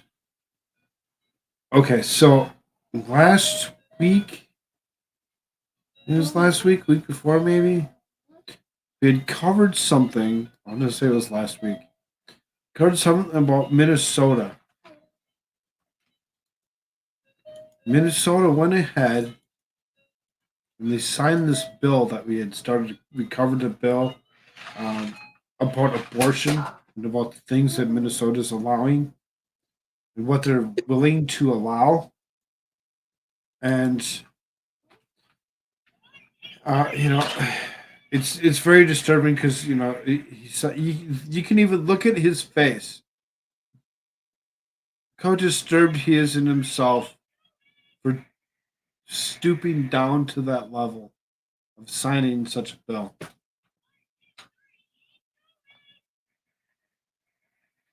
Minnesota's Democratic Governor Tim Walz signed a bill into law Tuesday that enshrines the fundamental right to access abortion in the state. Abortion is already legal in Minnesota, but in the aftermath of the U.S. Supreme Court overturning Roe v. Wade, the Protect Reproduction Options Act goes a step further by outlining that every person has the fundamental right to make autonomous decisions about their own reproductive health, as well as the right to refuse reproductive health care. This is very simple, very right to the point. Walt said Tuesday in CNN Tonight, "We trust women in Minnesota, and that's not what came out of the U.S. Supreme Court's decision. So I think it's critically important that we build a firewall. With the passage of this bill, Minnesota is now the first state to codify abortion via legislative action since Roe v. Wade was reversed." The office of the bill's lead author in Minnesota's state senate told CNN. Last November, Minnesotans spoke loud and clear. They want their reproductive rights protected, not stripped away. Walt said in a news release today, "We're delivering on our promise to put a firewall against efforts to reverse reproductive freedom. No matter who sits in Minnesota's Supreme Court, this legislation will ensure Minnesotans have access to reproductive health care for generations to come. Here in Minnesota, your access to reproductive health care and your freedom to make your own health care decisions are preserved and protected." The bill states that local government cannot restrict a person's ability to exercise the fundamental right to reproductive freedom. It also clarifies that this right extends to accessing contraception, sterilization, family planning, fertility services, and counseling regarding reproductive health care. The PRO Act also goes beyond just granting those rights to abortion. It really says all reproductive health care decisions aren't our business, including access to contraception, including access to really anything that is related to personal or private decisions about your reproductive life. The executive director of pro-abortion rights campaign Unrestrict Minnesota told CNN following Waltz's signing of the bill. In the letter to Waltz ahead of the signing, Republican legislature leaders argued that the bill went too far and urged the governor to veto what they called an extreme law. As the PRO Act was being rushed through legislature, Republicans offered reasonable amendments with the guardrails to protect women and children. Senate Minority Leader Mark Johnson and House Minority Leader Lisa Dumeth wrote, "Sadly, each of these amendments were struck down by a Democrat majority." In 1995, the Minnesota Supreme Court ruled in Doe v. Gomez that abortion was a fundamental right protected under the state's constitution. The Protected Reproductive Options Act ensures that even in the event of new state Supreme Court reversing the ruling, the right to abortion will be protected under state law. Do you remember me going through this Pro A the other day or last week? Yeah, definitely. Okay. I was going to say, I believe you and Jimmy were with me. Or maybe Jimmy came in shortly thereafter. Jimmy. Yeah. Yep. By passing this law, Minnesotans will have a second layer of protection for their existing reproductive rights. A future Minnesota Supreme Court could overturn Doe v. Gomez, but with the PRO Act now in state law, Minnesotans will still have a right to reproductive health care. Luke Bishop, a spokesperson for Democratic State Senators Jennifer McEwen, the bill's author to the Senate, told CNN over email. Following the governor's signature of the bill, the White House applauded Minnesota's efforts, pointing to the popular support for women's rights to make their own health care decisions. Americans overwhelmingly support a woman's right to make their own health care decisions, as so clearly demonstrated last fall when voters turned out to defend access to abortion, including for ballot initiatives in California, Kansas, Kentucky, Michigan, Montana, and Vermont. White House Press Secretary Karine Jean-Pierre said in a statement, "Yeah, because that's clearly close to about half. Those 6 states." While congressional Republicans continue their support for extreme policies, including the national abortion ban, the president and vice president are calling for Congress to restore the protections of Roe to federal law. She wrote, "Until then, the Biden-Harris administration will continue to work to protect access to abortion and support state leaders in defending women's reproductive rights." The story has been updated. It sure did. It sure did get updated because they end up adding the national stuff to it, as opposed to just leaving it about the state like it should have. Should have just been left to the state because it's one of those laws that Minnesota decided to actually push through. If you don't remember from the other night when we actually covered this, it seemed as though there were like 7 or 8 different things that they would add to it, and it was pretty much it made it easier accessibility to abortion. Like you really seriously at any way state or form, whatever, knocked unconscious. The state has the right to do whatever they want. So if they're being taught that life shouldn't exist, and something happens to you, be careful while you're in the state of Minnesota. They may take it for you and not be found liable. There was quite the article the other night when I went through this, and that's why I'm like, oh, they actually passed it. The state of Minnesota is disgusting at this level. So glad that I left. Yeah, man, no doubt. It's funny how like some states kind of you hear more things about them than others. Usually has to do with the reigning establishment in that state and the results of their policies and the trickle down corruption. See, yeah, there's trickle down economics and there's trickle down in corruption. One side offers one side offers the other. That's what you vote for these days. Take your pick.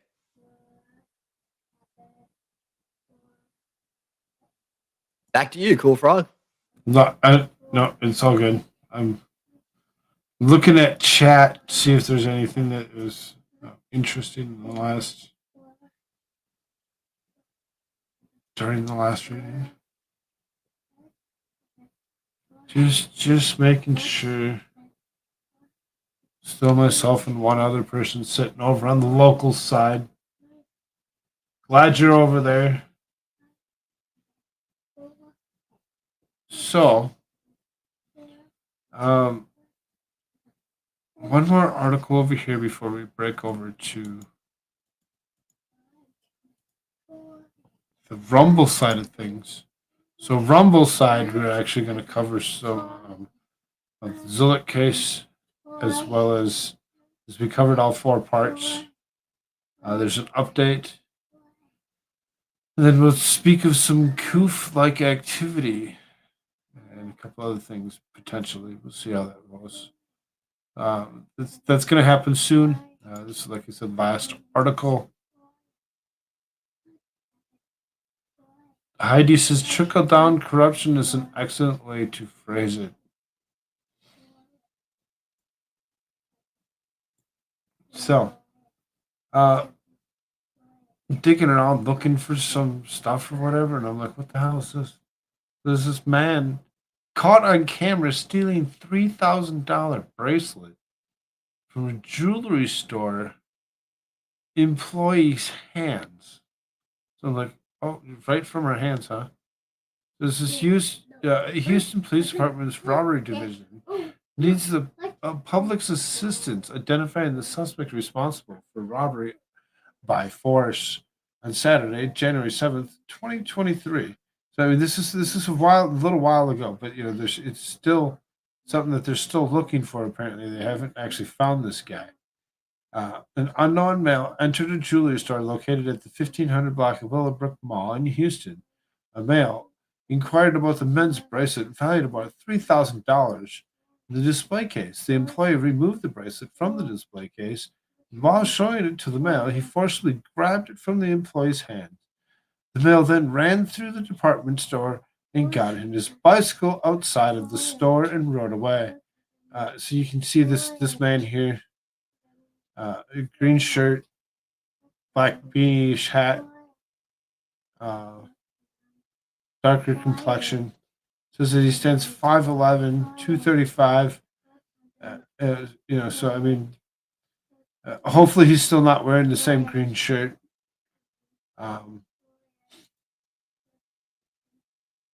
Some video to go along with that.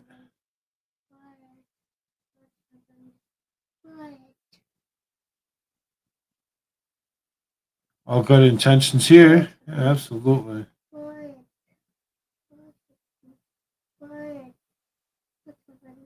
Like nobody's helping me. I'm gonna go out here. Can walk in this door.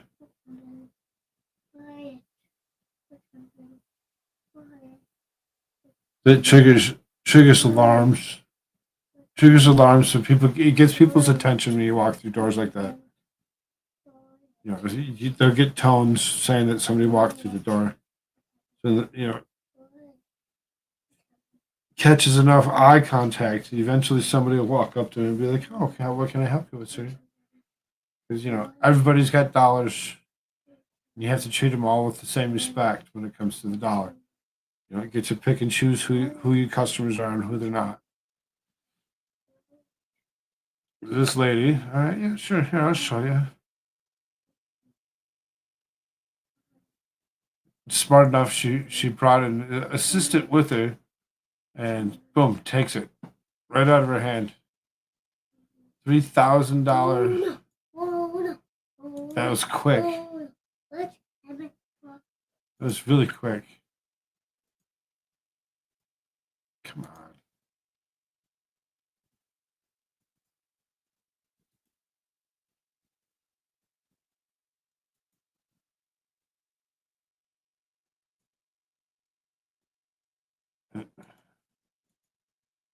Come on, let it close.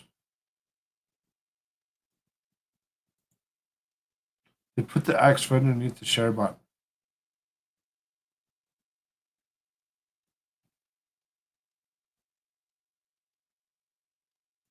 How silly is that? So, anyway.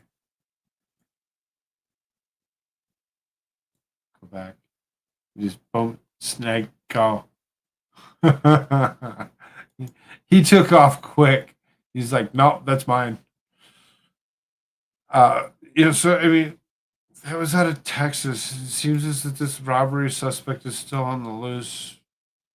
You just don't know where he'd be after a couple weeks with the $3,000 men's bracelet. It was fast. It was within a second. He just like grab and go. Like I gotta go. I gotta move. Because it looked like he was in a mall. So you'd have to actually run through the mall, get past security, get outside. Gotta get over to the pawn shop as fast as possible. Get over to the waiting vehicle that's mostly sitting there, and get up out of there. If you're smart enough, won't go to the local pawn shop. Will actually go somewhere else. Right? We hope. Yep. Exactly. If you're gonna do stupid things, be smart about it.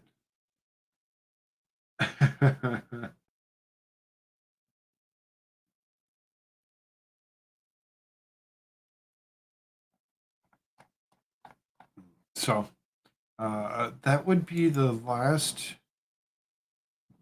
Oh, here. This is the article. open by up the way, keep your eye out for special guests. Remember that. special never knew. guest.